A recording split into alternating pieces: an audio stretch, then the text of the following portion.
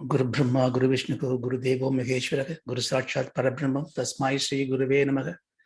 Sadashiva Samarambam, Shankaracharya Madhyamam, Asmadacharya Paryandam, Vande Guru Paramparam, Sagna Vavadu, Sagna Punaktu, Sagaviryam Karavavakai, Tejaspina Vadidamastuma Vatmishabhakai, Om Shanti, Shanti, Shanti. Yogena Chittasya Padena Vacham, Malam Sarirasya Cha Vaityakena, Yopa Karotam Pravaram Muninam, Patanjali Pranjali Manadosmi. Sri Gurubhyo Namaha. Good morning. So we are watching or listening to Patanjali's words, especially the 7 sutras that starting from 33 to 39 are called Chitta Parikramas. Basically, they are the additional upayas to help our Chitta Shuddhi and Yoga Vritti. So we read once and then we dwell back into this details. Maitri, Karuna, Mudidobekshana. Maitri, Karuna, Mudidobekshana. Sukha Punya Punya Vishayana. Sukha Punya Punya Vishayana. Bhavanadas Chitta Prasadanam. Bhavanadas Chitta Prasadanam. Prachartana Vidaranabhyam Va Pranasya Pranasya Vishayavati va Pravritti Utpanna Manasaha Stiti Nibandhini Vishokava Jyotishmati Vitaraka Vishayam va Chittam Yadhabi Madatya Swapna Nidra Jnana. Oh, sorry. Swapna Nidra Jnana Alambanam va Swapna Nidra Jnana Alambanam va Yata Abhimata Dhyanatva. Yeah. They are very, very interesting and important sutras, and especially the first one is very popular. Sometimes when questions are asked to me and within my limited knowledge, I try to give answer to you, but I normally don't try to give you pointed answers. I just give in the next session something about that so that you can actually derive the answer, but that's much more fulfilling. But this particular question, because why it is important, relevant, this Shudra is so important, Sutra 133, because the master psychologist, Patanjali, has actually, in a capsule form, given us an important goal that we need to pursue and achieve is about the value change. This is a taboo because we do actions, we acquire knowledge, but when it comes to value change means to accept the appraisal of our problems and then make corrective actions to make them better. This is a very difficult subject because it hurts the ego. Even in the employment, the appraisal becomes a very secret affairs, between the manager and the employee, and you don't tell anybody. Of course, this is changing in the modern management cycle. Some of you may experience, we have what's called a 360-degree feedback. Everybody feedback. Of course, you can keep anonymity, but it's always better to have an open mind. So why? Because we do not know our problems. Problems are not issue because we are pure. We are Chitta Chaitanyam, so we are Atma. But anything that is covering us physically, mentally, in behavior, and everything, there is a problem. And this problem is to be corrected. And the starting point for correction is knowing the problem. Knowing the problem requires somebody who sees your problem. So I think one of these important lessons in this sutra, which is now a norm in the science, in the management science, is to appraise your status. So here he talks about the value: Maitri, Karuna, Mudita, Upekshana. Bhagavan takes it in a very big way. It decides one big chapter, chapter 16, Daivasu Sampat Vibhaga Yoga. So he takes it to other extreme. He basically divides these people into two aspects: Sura or Daivika, Deva, or Asura. One who's got a virtuous qualities, righteous conduct, other extreme, and you cannot be these Asuris quality. So you need to be towards the Suras, Sadgunas, and he goes on giving all that. And the important for that, because he says, Daivi Sampat Vimokshaya Nibandha Yasuri Mata. Daivi Sampat Vimokshaya. If you have the divine qualities, Vimokshaya, you get liberation, Kaivalyam, Chittavritti Nirodham, Moksham. You see, the important is to have the values, good qualities. Nibandhanya Asuri Mata. So if you have the Asura qualities, bad qualities, Nibandha, you get into entrapment, samsara. But again, of course, he says, Ma Shuchicha. He says, don't worry, this is the most Mahamantram in Bhagavad Gita. Bhagavan says, Ma Shuchicha. Ma means don't. Shuchicha, don't worry. This can only come from a guru, coming from the Atma Snehita.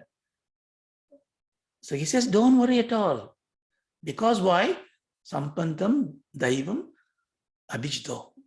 See Pandava. Pandava, Abhijito Asmi. You are born with what? Daivika Sampanta. So he's motivating him. Look, don't worry. You have got great qualities in you. Don't worry. Now you need to recognize the quality. Of course, he's a master communicator. He says you are great quality, but then he will tell you, you are a coward. You are giving up your job. It's very important to give the carrot and the stick. So he's telling him, don't worry. You have got great qualities. So we also have to pick up. So this particular sutra, therefore, tells you, you take the good values. Patanjali gives you 4 values here. Maitri means Snega Bhavam, fraternity, friendship.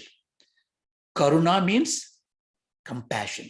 Compassion means what? Not pity, not crying with somebody who is suffering, but actually doing something to heal them, compassionate action. Muditam, being happy. Upakshena, just giving up, overlooking it. So this 4 things he gave into the context of it. So this is a very interesting one, because the conduct, it's even in psychology. Psychology was never considered as a science before, because it deals with mind. Science is an objective field, and where is mind? What is mind? So it was a lot of discussions went on, but psychology is based on the action that you do, abnormal action in somebody's mind. Therefore, the action is an expressed way. You can see the action. Therefore, the behavioral science came after that. So the behavioral science is a major branch of science where you study the behavior. Even the LSE now runs a course, a master's course on behavioral science. So how one behaves. But behavior is the conduct. You cannot change the context. Therefore, what do? You change the context. You see, it's called 2 C's. The conduct of a person is on the context in which he is acting. So in nursing, in medicine, they are taught about studying the context and the conduct. So the context is the ambience, the atmosphere. See, the knowledge is not good enough. We all know that, ecological problems. Global warming is a big issue. We all know it. But what do? We put the heaters on, open the window. We take the car 10 times to the city when you can walk. So the knowledge is not enough. Knowing the truth, that's why I think Patanjali is saying, okay, you can know all these things. It is of no value unless the context changes. But to change the context, you must have the context. So here he gives you Sukha, Dukkha, Punya, Vishayanam as the context. Sukha context, you do Maitri. Karuna context, you do Dukkha context, you do Karuna. We saw that. So much so, even I'm coming back to relevance to this because today the three C's, the context, and the content is extended, in the networks, the internets, social media problems. The content is very important. What is the context is fine. The content defines the context, right? Here the content is Patanjali's knowledge. The context is dhyanam. The conduct is how do you actually sit down and do these things. In our social life, the content is the internet content. Then the risk profile, risk managers go on, okay, what is the contact after the content? What is the contract? You can enhance the C's, the challenges in life. But unfortunately, or by the design of the science is objective vector oriented. What is a vector? Vector means a directed motion. But in life, problems has got many threads and each got its own motion in one direction, own vectors. So you cannot really take all these things. So science therefore takes a particular vector and solves this problem. Psychology, behavior science, cognitive psychology, neuropsychology. Then you take all this and apply it to a problem. Patanjali gives you all in one go because you have to really change your behavior on the context. But he only gives you 4. Maitri. Maitri means be friendly with whoever is happy. How does it help? Helps in 2 ways, we saw that. If anybody is happy, and if you are not happy, they are happy, you got a problem. Jealousy, avarice, greed. Therefore you say, you see the context is happiness around you. You take them as your family, as your Maitri, as your friend, as your loved one. Because you always enjoy, the child is laughing and you don't even know the cause of it. You laugh with them because you enjoy that. So the bhavana changes. Same way, karuna, we saw this last class, just to recap. So dukkha comes in, if somebody is sad, grieving, you have karuna. It's one value, but to have karuna, you should have love. To have maitri bhavam, you should have to have a confidence in you. Your success is not going to be a risk for me. I enjoy it. Confidence in me. Confidence comes from knowing that there is no enmity between us. Amity is there. So these values will keep on generating things. So therefore, it is a very important slogan. But there is a very interesting one also. This is what he is implying here is called Pratibhaksha Bhavana. He's going to say, Vidarka Bhadena Pratibhaksha Bhavanam. There's going to be a sutra in section 2. When you have very disturbing conditions, experiences, he's giving a clue to overcome that. You do a dhyanam on Pratibhaksham, antidote. This is a big management science as well. This is there are professionals who charges you for this to do this. How do you apply? So I get angry at anybody. I get a short temper. I find it that's very, very annoying without me knowing it coming out. And I took a appraisal. I learned from my good friends. They advised me I should control my anger. How do I control the anger? So then you think about what is the opposite to angry? Is acceptance, titiksha. So therefore, you do dhyana on that opposite qualities. How to do that, we'll see. So you have to pick up what is your problem and identify what is the opposite of that. So if you are a miserly stuff, you imagine that you visualize it. So I'm miserly. If somebody asks for something, I have compassion, karunya. But karunya requires, for this particular case, I want to give some money. But I am miserly. I don't want to give money. So I know that. Like Duryodhana said, when he was in the deathbed, I know all this thing. I'm not a poor student. I understood. I studied everything. Theoretically, I know Dharma. But I was not able to follow it. Because he didn't follow Patanjali. So you have to take an opposite polity and do dhyanam on it. So that's why I think this is a very, very important mantra. Shudra, we saw that. Then we saw the next one. Okay, I understand now.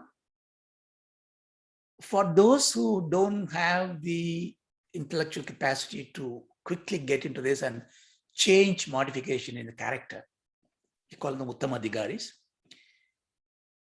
Then he says, okay, I'll give you some more. You can control your prana. What is it? What is prana? Prana is your respiration. Control it, prachartana, vidaranabhyam. So inhaling and exhaling, both you dharana, you absolve, take it and leave it with a pace which is in your control. What are you telling? I want to change my values and I'm not able to change the values. Therefore, I can't do the dhyana. And Guruji, you are telling me, go there, sit down and do the pranayama. How does it relate to? Then we saw briefly how the prana is the mind, chitta. But all this theory is no good. So if you really need to experience it, the next 2-3 slokas, sudras, intellectually you cannot really understand it very well. You have to experience it. So you must take a challenge. You must already start doing the dhyanas now, at least 10 minutes, 20 minutes, sit down every day. Now one exercise here is, I'm going to watch my prana. No effort needed, just sit down and watch your prana. And he says, when you watch your prana going up and down, once you are able to watch it, then you can apply certain measures to control it.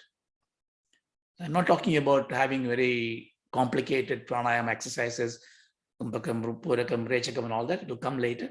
But simply for our purposes, for Vedantic purposes, what we just wanted to get our mind quickly to focused, just be controlled in your breathing. So we saw that. Okay, I got that one. I'm able to do the dhyanam, but I'm not able to sustain it. I'm able to sit there. I'm able to control my breathing, but it doesn't stay for a long time.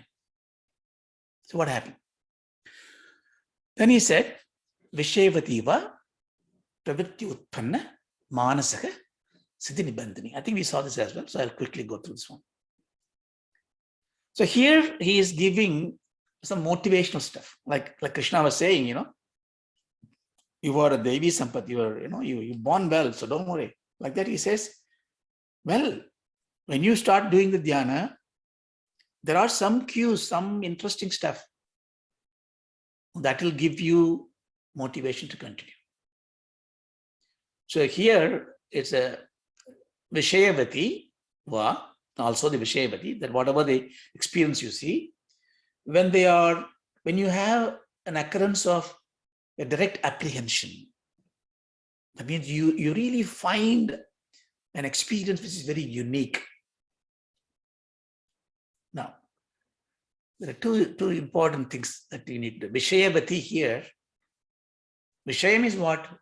Sensory object. Anything that you can smell, see, hear, contemplate, and experience is a Vishayam. How do we get pravritti utpanna? some direct apprehension of it. There are so many objects, right? There are so many objects.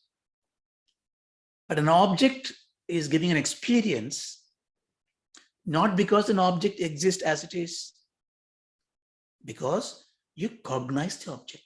The senses brings to you, then your mind takes it, your biochemical reactions happen, signals pass through, then you decode them and say, okay, this is a joyful occasion for me.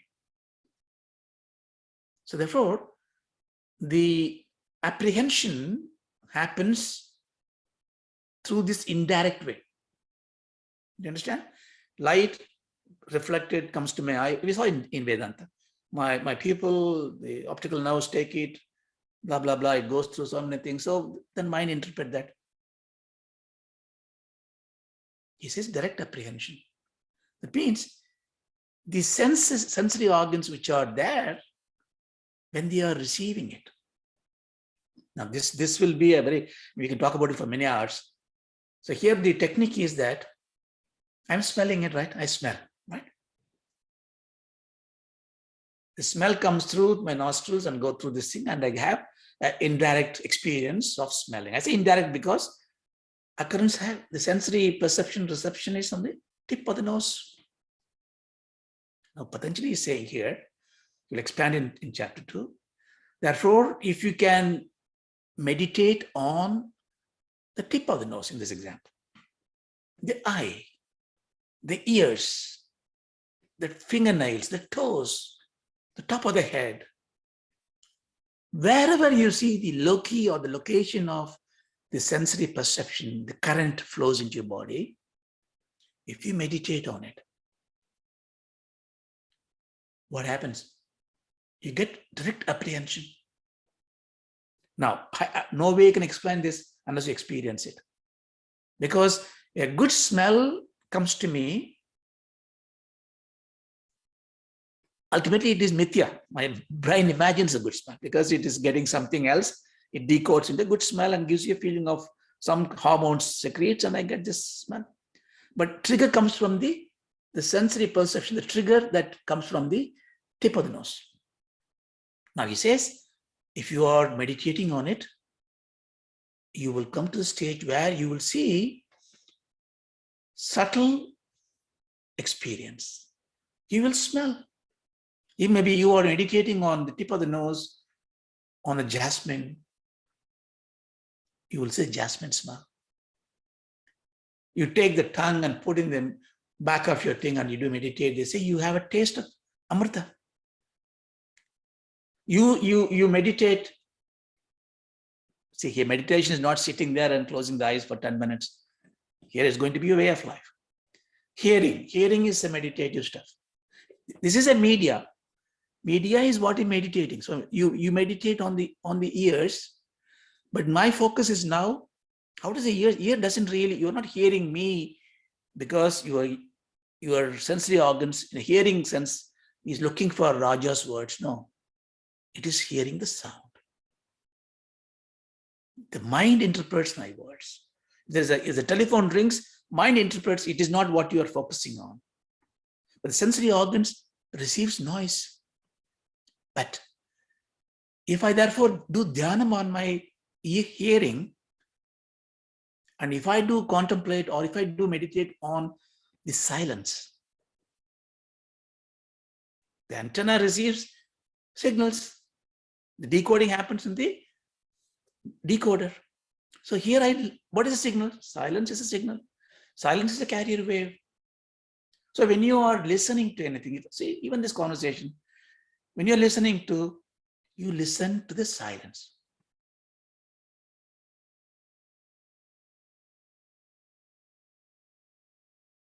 When you listen to the silence, the words that comes in and disturb the silence will be engraved in your mind. This is the art of hearing. At some stage, this vachyartham, this shabdam jnanam, you may not even need it. You may be sitting there in front of a great sage. The sage may be transmitting to you in silence, and you may receive it. How can you prove it? Why should I prove it? Because you can see it. The coronavirus comes in. Have you anybody seen coronavirus? Even after all, a flu can just jump from people to people. In an insentient virus or maybe a single cellular object can move. Why not jnanam? So this you need Shraddha. So that is one approach. Vyasa also say the Vishayavati also means celestial experience. You may get experience of, you may be a upasaka of Shakti, for example, or Saraswati, or whatever, Krishna. And you think that, oh, I was meditating on the Lord, and I saw that the eyes of the Lord moved for a minute. Yeah, you come and tell your son or a child and say, yeah, mom, yeah, I understand. You watch too much of television. Yeah, they just ignore it. So what do we say? Or sometimes you are in a dream, you are worshipping, you're doing Rutra Jabam, and one day you're sleeping and you see Lord comes to you. You have this dilemma. Should I tell anybody? You tell anybody, nobody would appreciate it. Nobody will know it. See, if you're not tried, so if I'm just thinking, if I'm thinking something else and I see a magical substance, then I behave something, then I need to be tested for my conditions. Maybe I'm just hallucinating. But here there's a vritti. You are pravritti, you are working. When you are doing puja, when you're doing dhyanam, when you're doing japam, when you're contemplating on something, and if you have related dreams, related animations in your mind, maybe a protection for you. That can happen. Patanjali says that celestial experience can happen.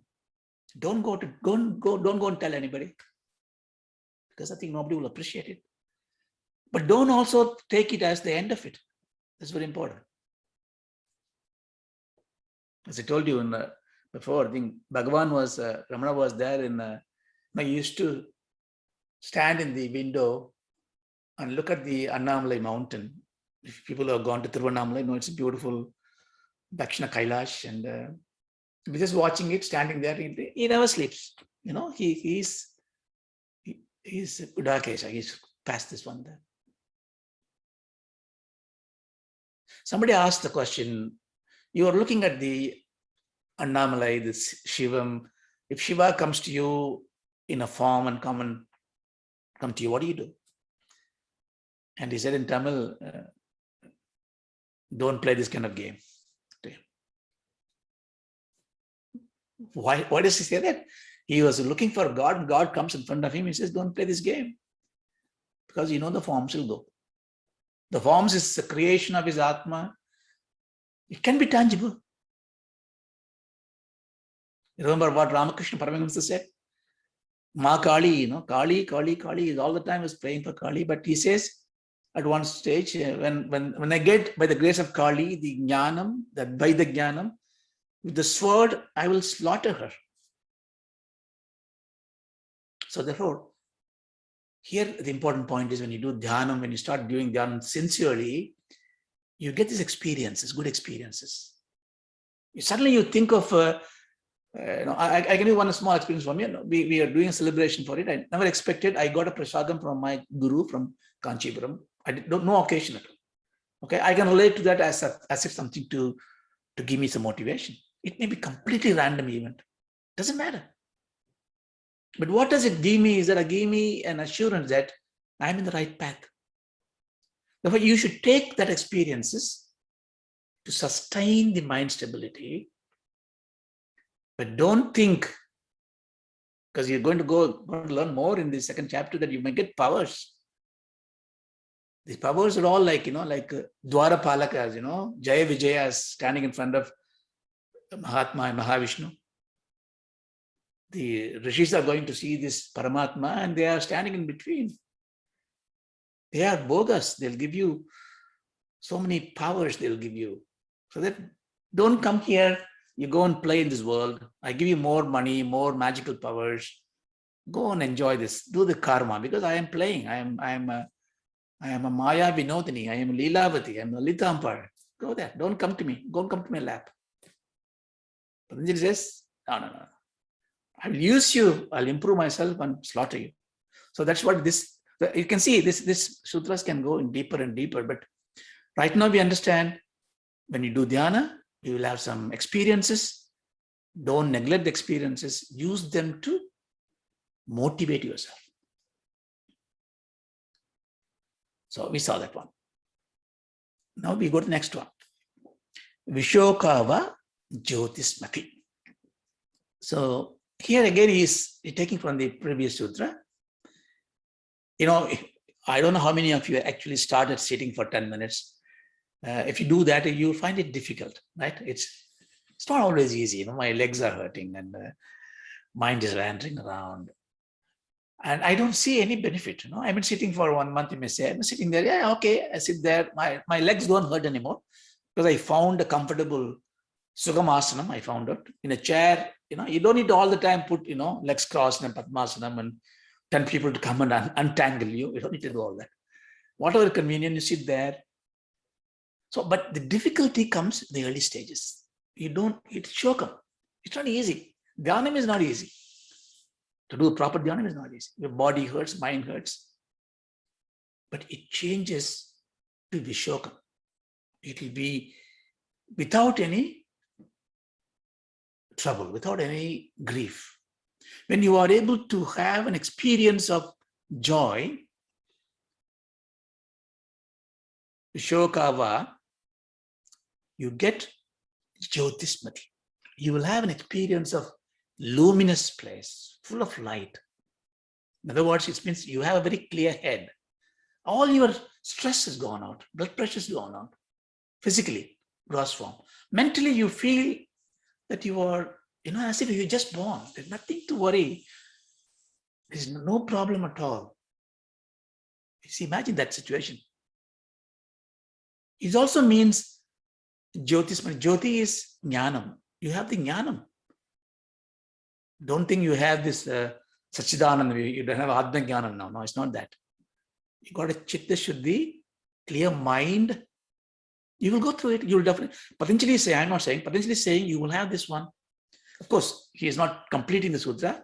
What it means is that will firmly establish a stability in mind. So when you go through the experience of joyful time, so you may say, hey, this morning, Raja, I was sitting there meditating. It was difficult. But suddenly for 10, 20 minutes after that, I felt something very interesting. I can't explain to you. Then I would say, excellent. Continue. You're on the right track. That's what it means. But there is something deeper into this without going too much into this. Let me tell you. The last one is a Vishayavati. Vishayavati means the object of smell or anything that you see through the indriyas. When you focus on it, you have stability of mind. Here he moves from Vishayavati to Jyotismati. What is Vishayam? Vishayam means what? Object. What is an object? Any existence, anything that is there. Asti is an object. The book is an object. The computer is an object. The mouse is an object. Everything is an object. It is an object because you are able to see. It is luminous, right? It is reflecting its existence, right? In Sanskrit, is a word called Bhadi. Bhadi means shining. So a thing is shining, therefore it exists. You understand this very, very subtle point? It's Vedanta, of course. An existence is because it illumines. Illumination we always associate with jnana. Sat is existence. Chit is jnana. So is this a mouse, therefore jnana? This is existing. I can see it is illuminating itself. So in the Vishayavati, our mind is thinking that all objects are there. Therefore, we go after an object, we do contemplation. See, as Vedantic students, we will learn that at some stage, even all this sadhanas is waste of time. Because the true sadhana is not doing. Non-doing is sadhana. It's not doing. Non-doing. What is non-doing means? Sun shines. Sun is not doing the shining. Sun shines. It's non-doing. That is sadhana. But we are not that. That's why Patanjali says abhyasam. Sit down, fold your thing, control the breathing. We do all this sadhana, but we will some stage find out dhyanam is not just worshipping a Vigraham or a Swami. Dhyanam is non-doing. Be free. Then it doesn't need to be. That's why, why Krishna, you never see Krishna sitting there closing the eyes. He's all joyful, frolic. Is he not doing dhyana? For eternally he is meditating. So the mouse is not, so then we as a Vedanta students, we are learning, well, the mouse is reflecting, or the computer is reflecting light to me, but that is not its own light. That is light, the gross object reflects. If I switch the light off, if the sun sets down, the window is closed, I can't see the computer. Asti is there, body is not there. Therefore, should I say Asti is there, body is not there? Or Asti is not there? Definitely Asti is there. It is in darkness. Therefore, the body, the light it shines is Anubhadi. Anubhadi means directed or reflected light. Therefore, Jyotismati, Vishayavati is where the light reflects on objects. You contemplate on Swami, Vigraha, Kailasha, Sri Chakras, all these Vishayas, objects, senses. But it will leave this Anubhadi away. The Asti, real Asti is what? Existence is, the easiness is what? Parabrahman, Atma. That's what it lights. I say, example I give you, sun is the light, non-doing. Moon is Anubhadi, sun is the body. But how does the sun exist for me? It exists because I cognize sun. Sun comes into my awareness. So who is giving light to the sun? My consciousness, my awareness. It's just an insight, it's not important right now to dwell onto this. So Jyotishmati, therefore, is you will come into a stage of called Asmita Matra. Remember the Asmita? That you now forget whatever the contemplation you had, dhyana you had, it's just gone. Anupadis are gone. Vastus are gone. And you are just the light. Jyotismati. It may come for a fraction of a second, but it may be there forever. I don't know. But when that comes, and here he says, when you have the kind of a Vishokava Jyotismati, when you have that kind of experience of it, hold on to it, because that is a motivational step. Again, the same warning. Don't think just because you got this light comes in your mind and you become a jnani and walk away. No, it is to inculcate more and more and more. So there is a kind of meaning you can see for this. Vishokava Jyotismati. Keep remembering this word. It's very interesting if you say it. Sometimes, people say when you say the same thing many times, it becomes the truth, right? Because your mind started believing in it. So Vishokava Jyotismati. Now he goes to the next one. Again, all this va. It may happen. See, you don't complain to me. Look, I was sitting for 1 month and nothing happened to me. It may not happen. It may not happen doesn't mean you are not doing the right thing. You may not need it because you are anyway doing it. This is very important insight. Now I'm doing it for 6 months, and you, for example, you go and say, look, I did this dhyanam and I feel good feeling, I see some light. And the other person says, look, I've been doing dhyana for 3 years, I don't see any light. All this nonsense. So don't let this happen. You are right and he is right. And why he is not getting anything and he's still doing it? If he's still doing it, why does he need this light? The light is not going to do anything to you. It is to keep you there to take the goal. So people mistake it. You become agnostic. Very easily you can become agnostic. You've been doing dhyana for 2 years, very quietly, peacefully. Somebody comes and say, I went to this guru, I come back, I get lights. Then you say, look, what I'm doing for 2 years, I don't get the light. If you are looking for a light, Vishayatva, you are falling away. Jyotismaki is there. So now the next one is yes, Vitaraga Vishayam Va Chitta. So this was interesting one. So Vitaraga Vishayam. Ragam means what? Come from the root? Ranj, color, passionate, coloring your views, perspective changes, desires, icha, kama, hate. All that come from this raga. Raga leads to shoga. Shoga leads to moha. Moha is confusion in the mind, intellectual dullness, confusion, dharma shankara. Shoka is grief. So who is the best example for this? Arjuna, Vishada Yogam. Raga, Shoga, Mogam. So here he says, Vita. Vita means free of, devoid of. Vita Raga means therefore dislikes and likes are not there at all anymore. Vishayam, that kind of Vishayam. If you are contemplating, meditating on that which has no likes and dislike.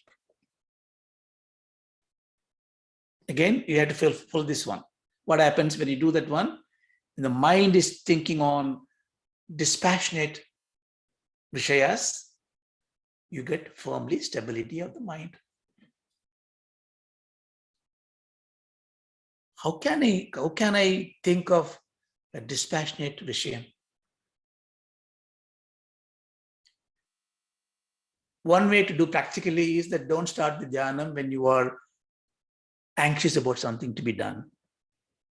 Or you just finish a debate or finish an argument, your hate is there. When you calm down, don't have Vishaya, don't ask for anything, don't expect anything. See, what are we trying to do in meditation? Dhyana is not to acquire anything. Acquisition will come automatically. Compassion, when I say compassion, when you offer something to someone without expectation, you are not lost. You gained enormously. What is the goddess of wealth? We call everything wealth, right? Education is important, but then money, a money-made object. This Lakshmi, the wealth, goddess of wealth, is beautifully presented in the form of water. The quality of water is what? Water always runs. When water stagnates, it becomes dirty, it dries, it goes away. Water has to run because it's a perpetual yogi. Water wants to go back to its origin. No matter where you put it in, I look for my companion, my father, my mother, my partner, my husband. It's an ocean, I go there. So it runs towards. So when you stop the water, you'll find a way to go, right? You see that? Same way is the wealth.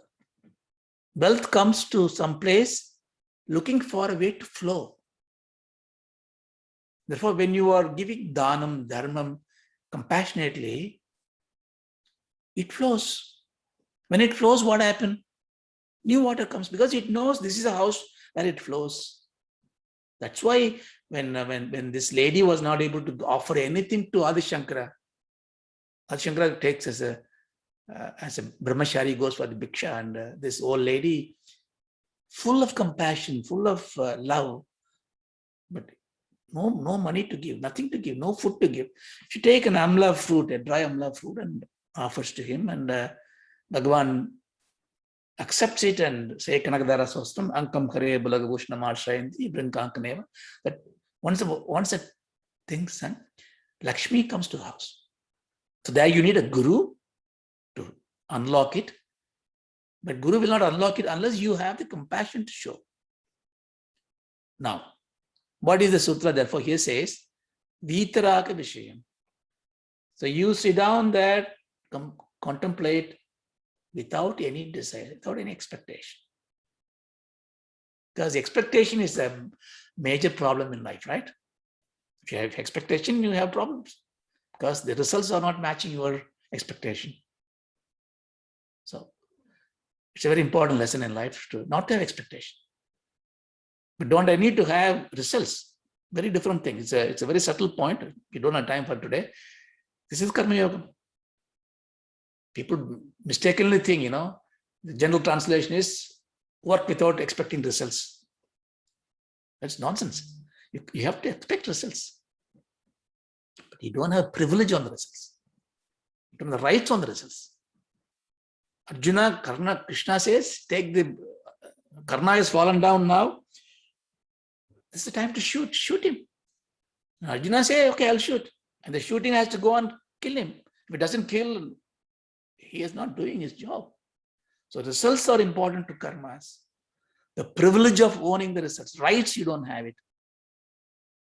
So that's a different point anyway. So what I'm saying therefore is Vitaraka Vishayam. So there is a technique for this. So what you can do, because I cannot really think of a way where I can contemplate without any desires. Therefore, you look for the great sages, Krishna, Jesus, Sai Baba, or Ramana, Shankar, whatever your guru is. You see, you worship a guru not because he looks beautiful or strong or he's going to give you something. No, most of the gurus are starved, thin, and they have nothing to possess, nothing they possess, nothing they give except knowledge and compassion. And why do we like to worship them? Because they have the qualities that you don't have. So you are therefore looking for the quality. There's a very subtle point. Hold on to this because it will help you in the next one. So when you worship or meditate a guru, you are not worshipping the body or existence, but its gunas, his character, his attributes. So here, therefore, the technique is to go to the Vitaraga Vishayamva, you do, okay, this is my guru, or any personality you see in life. You meet with so many personalities. Think about the personalities first. Then surrender the mind to the personality. The great insight here, which you need to have Shraddha, when you contemplate, meditate, yearn for a quality or an object, you don't just get it, you become that. You become that. When you deeply think, like a caterpillar, it becomes a butterfly. It meditates to be that. A very intimate husband and wife will reflect each other's, not only characters, even the facial things will change, they say, Shastra says, like a mother and a child. So when you are, when you are thinking of an object or thinking of a quality and meditate on them all the time, that becomes you. Therefore, here the technique is you think of such great sages and use them as an alambanam. Alambanam means the hold, the support. So therefore, this is a technique. So you can't really escape. I can't do this one. You can do it. Vitaraga Vishayam, I'm going to try. I'm not going to worry about anything. I'm just going to think about this guru on the guru's nature. So this is another technique. Then it's an interesting one. Swapna nitra jnana alambanam va. You know what is alambanam means? It's a basis for. Swapna nitra jnana. Swapna means dream. Nidra means sushupti, deep sleep. So here he says, you can also contemplate on the swapna vishayam, swapna jnanam and nidra jnanam. Strange, isn't it? Swapna jnanam, nidra jnanam. Swapna, what is swapna? Dream. Okay, I dreamed, last night I dreamt about Lord Ganesh coming to my house, for example. So what is this swapna jnanam that I dreamed last night? That's not a swapna jnanam.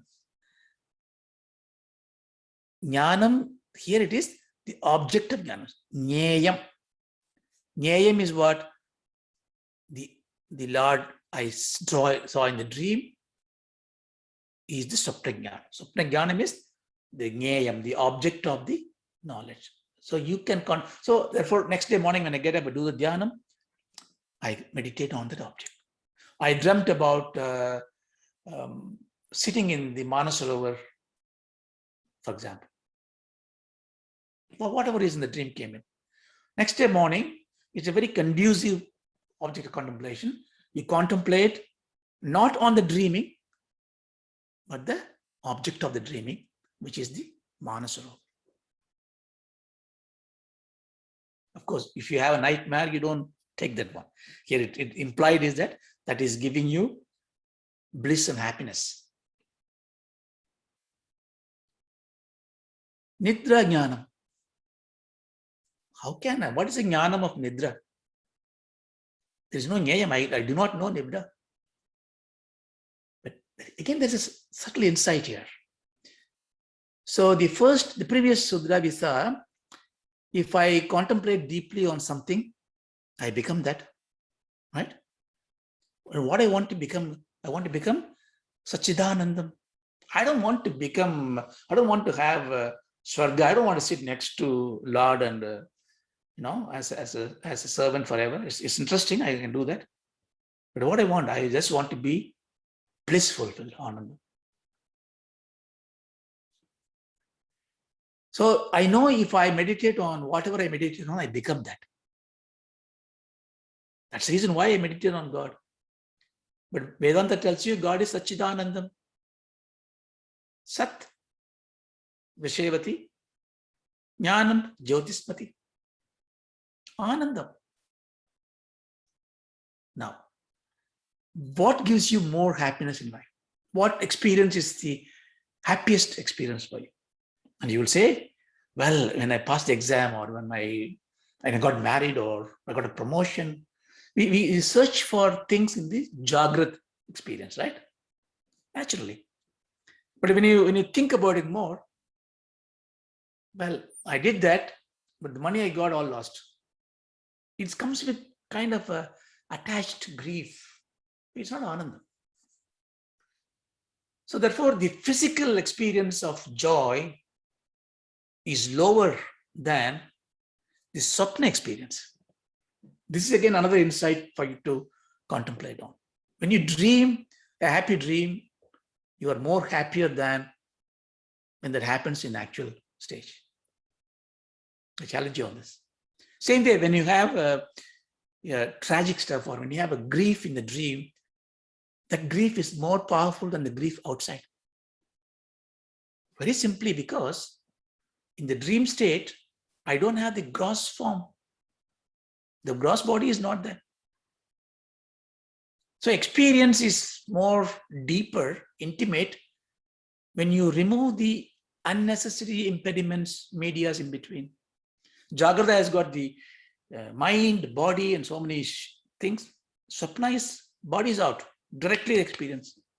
That's why the dreams are affecting you more.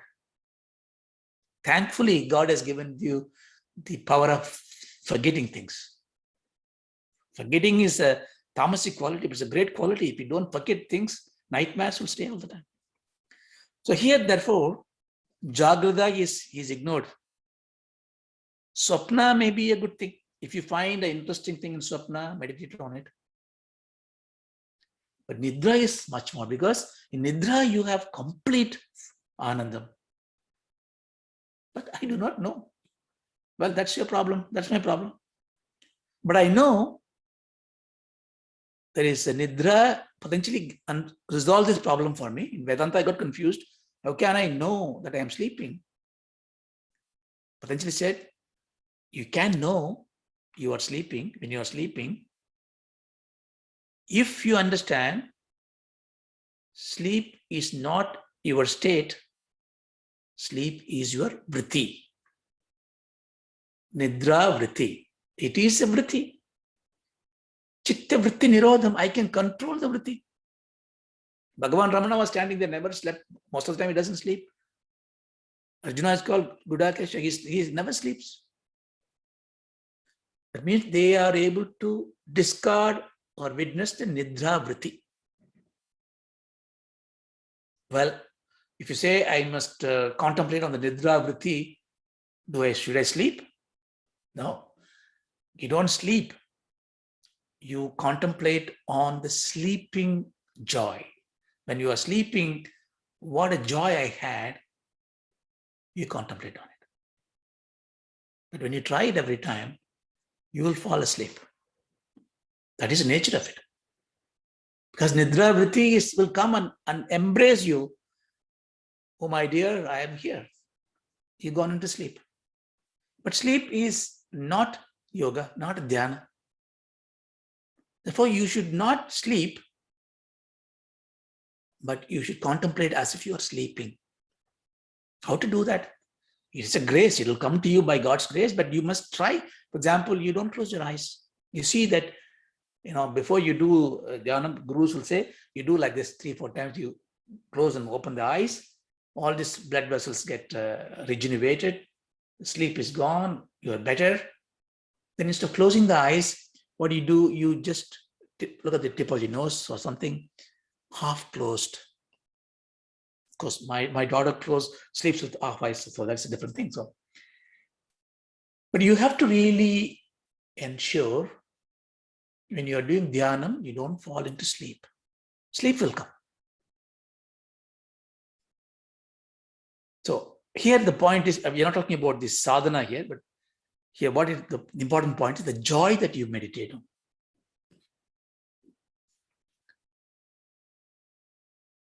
So he has now given you so many things. Your value system you must change. That is mandated. In addition to that, you can do pranayama, va, vishayadiva, vishogatva, swapna nitra jnana, alambanava.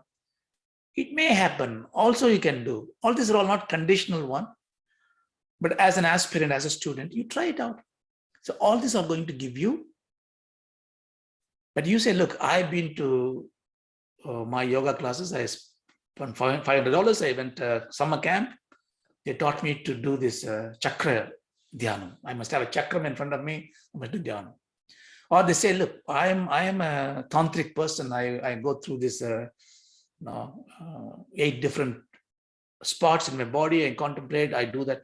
Or I do a lotus dhyanam or something. So many ways. Or I just do simply puja. Or I sing Naudopasam. I just sing all the time. 1 hour I sing that. So you may come with a number of different options, because why should Patanjali give everything? So Patanjali therefore says in the next one, Yata abhimata dhyanatva. Yata abhimata. So yata means as, however, abhimata, as ever you desire. Now he says, okay, fine. Don't complain to me that you have so many other ways. Okay, whatever way that you like to do dhyana, because for him, you and I have to do dhyana. He has given you some ways, but if you can find a way, do it. So it is a freedom that gives you the important insight here is that you must do meditation. Meditation is the most important part of dhyana, yoga. So now, what I can therefore do, I can meditate on whatever object I want. Even then, your mind will stabilize, because the important point is chitta vritti nirodham, mind to be stabilized. But this particular Sutra is should not be taken to, I can go and meditate on a Ugra Devam. I can do some ghostly gods. If I worship on this god, I get this power. Don't do that. Or people do, standing on one leg and piercing ears and walking on the fire. If you want to do it, no problem. But all that you don't need to do. They're all different approach. But if you do that, and if you are not getting stability, the joy, then you are not doing the right thing. So you must always do in the right object. How do I know I'm doing the dhyana in the right way? That's the question, the natural question. Okay, I take it everything, Guruji, I'm going to go sit in the dhyanam and do that. Am I doing the right way? You're going to learn about it. But I think simple rule is, if you do dhyanam, and when you come out of the dhyanam, you should not feel bad. You should not feel hurt. Your body should not pain. Your leg should not be hurting you. Your mind should not be, distressed. with grief and anxiety. I've been watching this candle I lit, and then watching through this, and my head aches. I put a Okara Upasana, I put Om sound, 10 dB, Bose speakers, surround speakers, and Om. All that is, if it's going to hurt, if it is making you happy, fine. Ravana took his, liver and abdomen, and he was playing Veena on this, and for him it is fine. Not for me. So the right way is, am I being comfortable? Am I being happy in my path when I do this? And am I doing the right object? So with this, he has given you all the upayas. Now then we will talk about, if I do all this dhyana, what changes will happen to me and what happens. And then we will talk about what is the prayojanam of it. So then that way this whole samadhi part will come to the conclusion. So sorry, I think I've taken 5 more minutes. Just to summarize, Yogashanam is only a upayam. Dhyanam is the main purpose of yogam. To do dhyanam, Ishvara pranidhanam is very important. Therefore, we take the Ishvara as the object of contemplation, because that allows us to modify our object without modifying the goal. The object of contemplation can be a vigraham of a Swami. Then we slowly remove the vigraham, have the namam, then remove the namam, look at the qualities of it, kalyana gunas of the Guru or the Swami, and that will lead to a very blissful state. And then if the state is not really happening or not really durable, that means either you are not controlling your breathing properly. Then if you start controlling the breathing properly, then your qualities are not good. That means you are still miserly, rude and all that. Therefore, start slowly changing this. How long it will happen? Maybe 1 day, 1 year, 1 birth, don't know. But the process will start. So that's what it is. So we will finish it now, and then we will go to the next section of the different interpretation for the next class. Om Asadoma Sadgamaya. Om Asatoma Satgamaya. Tamasoma Jyotirgamaya. Tamasoma Jyotirgamaya. Mrityoma Amridam Gamaya. Mrityoma Amridam Gamaya. Om Shanti Shanti Shanti. Om Shanti Shanti.